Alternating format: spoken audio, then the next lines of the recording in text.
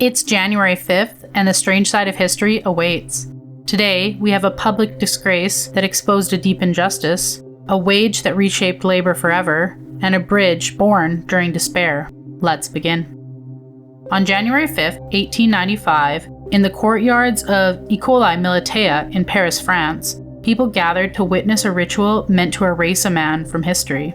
Alfred Dreyfus stood alone as thousands watched in silence and in hatred.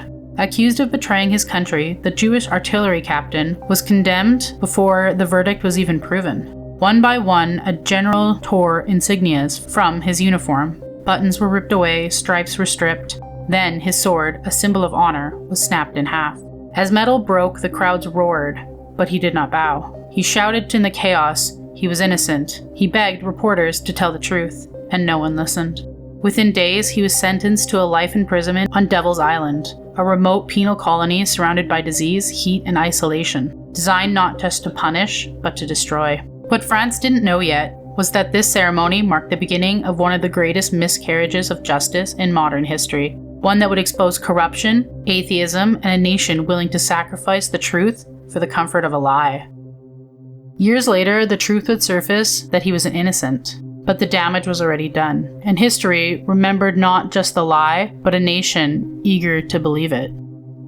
On January 5th, 1914, something happened inside a Detroit factory that quietly changed the world. Henry Ford announced that his workers would now earn $5 a day, more than double the average wage. To the public, it sounded generous, almost unreal, but inside the factory walls, it was born from desperation. Ford's assembly lines were relentless, exhausting, and repetitive.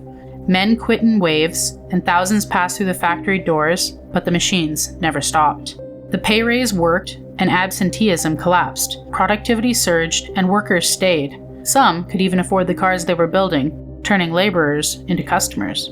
But the generosity came with a shadow. To qualify for the full wage, employees were monitored by Ford's sociology department, investigators who scrutinized homes, habits, and personal lives. Drinking and gambling, or failing to live properly, would cost you your income. For comparison, $5 a day in 1914 translates to roughly $120 in today's money. And that's in a time where the cost of living was much lower, and your dollar went farther. On January 5th, 1933, as America sank deeper into the Great Depression, construction began on what many believed was an impossible structure. The Golden Gate Bridge was meant to span a violent stretch of water where thick fog erased the horizon and currents pulled relentlessly towards the open Pacific. Engineers warned that it couldn't be done, others said it shouldn't be done at all. Leading the project was Joseph Strauss, a man willing to gamble everything, including the lives of his workers. High above the water, men worked in freezing winds, steel swaying beneath their feet, death lingering at every moment. But something unusual was hung below them, a massive safety net. When workers fell, the net caught them. 19 men survived plunges that should have killed them, forming a grimly named group, the Halfway to Hell Club.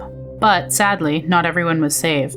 In 1937, a section of the scaffolding collapsed, tearing through the nets and sending 10 men to their deaths in a single moment. When the bridge was finally open, it was the longest suspension bridge on Earth, a monument of hope built on risk and sacrifice. The bridge became a symbol of hope, but beneath it lies the history written in wind, steel, and lives, both lost and nearly lost. Another day, another strange bite from history. Like, comment, and subscribe. Your next eerie dose is just a day away.